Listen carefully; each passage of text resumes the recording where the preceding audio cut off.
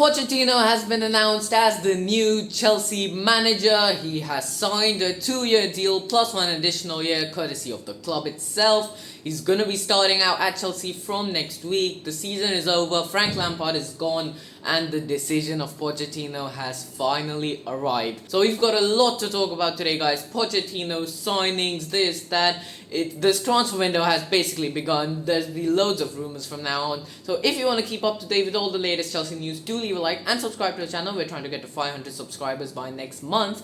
Now moving on, Pochettino was announced yesterday. The club released an official statement.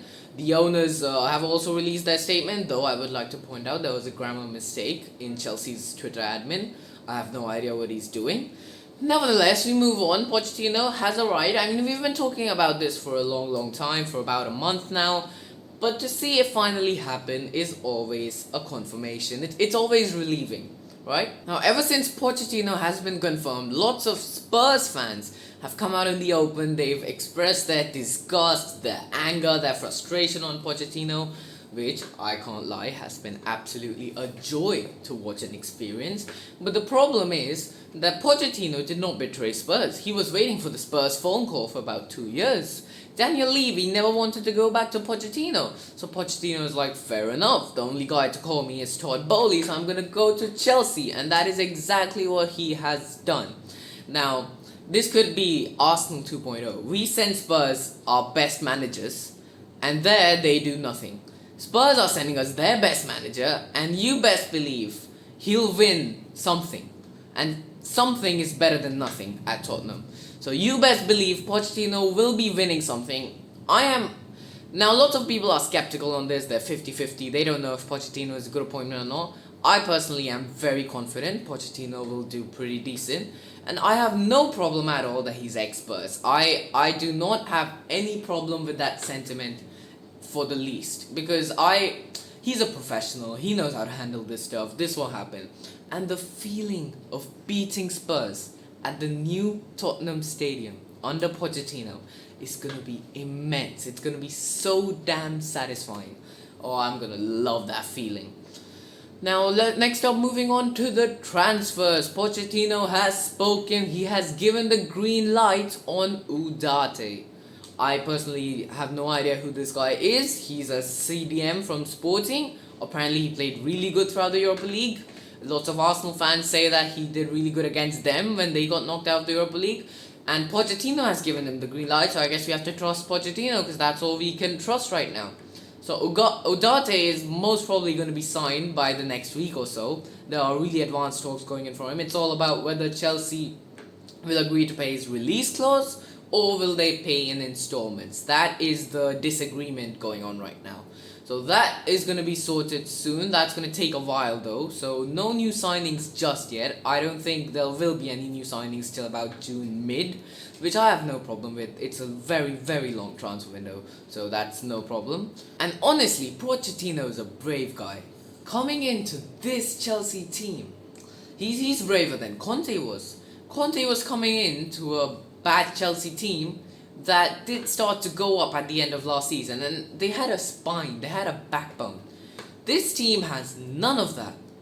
I mean, we saw on the last day, the players were out there, they were clapping, they took that lap around Stamford Bridge, but there was nothing to celebrate about, there was nothing to be joyous about. All we wanted was the season to end, and now we've got to look towards next season, where Pochettino has a really big task.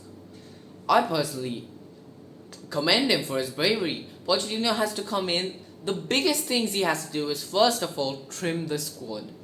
Trimming the squad is essential because we need all these guys to get game time, and with such a big squad, they're not going to get game time.